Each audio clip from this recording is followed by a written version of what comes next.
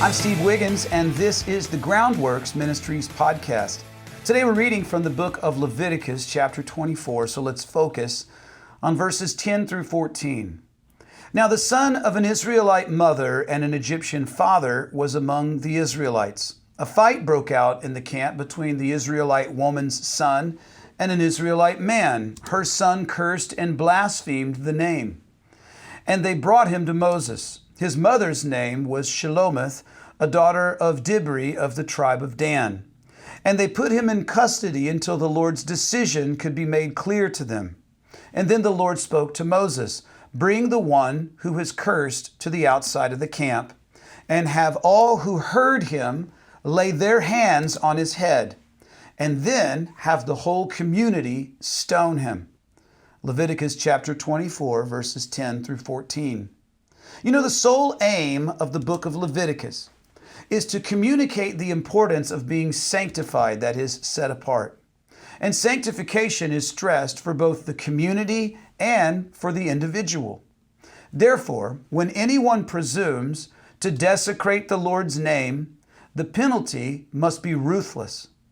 It is common knowledge that a mixed multitude went out from Egypt along with the Israelites.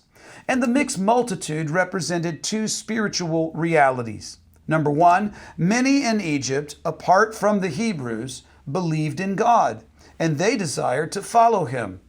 And then number two, just because Israel had left the land of Egypt doesn't mean that they had left their intimacy with the ways of Egypt. And so this son, who was a half-breed of sorts, was emblematic of Israel's love affair with Egypt, and it foreshadowed problems that Israel would have with spiritual infidelity. To blaspheme the Lord's name meant to treat it with contempt and dishonor.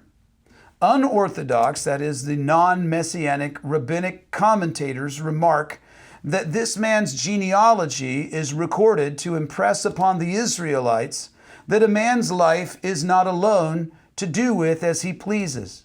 His disgrace is also the disgrace of his parents. He has now dishonored his father and his mother.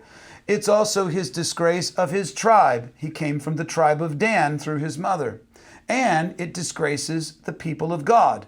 And of course, it disgraces the Lord himself. So sin bears collateral damage. And I believe that we've lost much of this sense of community in our Christian culture. And seeking to stress the rights of the individual, our society runs the risk of sacrificing accountability, which is necessary to protect the community as a whole. In Exodus 22, verse 27, the Lord said this, "Thou shalt not revile God." But no penalty had ever been mentioned in connection with that verse. Now we see the Lord has spoken. The offender was to be stoned.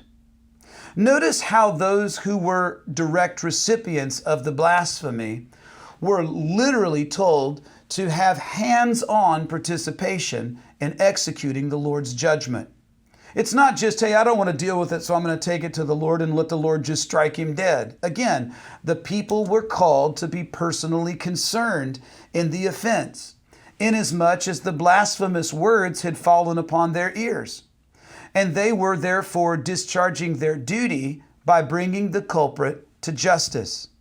Now, we live in a church culture that seems to be preoccupied with not offending people. And my observation is that many pulpits would rather preach on the virtues of reconciliation and ignore the fact that there are times when conflict is necessary, especially if the indignation is founded in the Word and is led by the Lord. And especially in cases where sin is so blatant that it must be confronted in order to protect the greater community of believers. I'm Steve Wiggins, and this is the Groundworks Ministries podcast. Check us out at groundworksministries.com.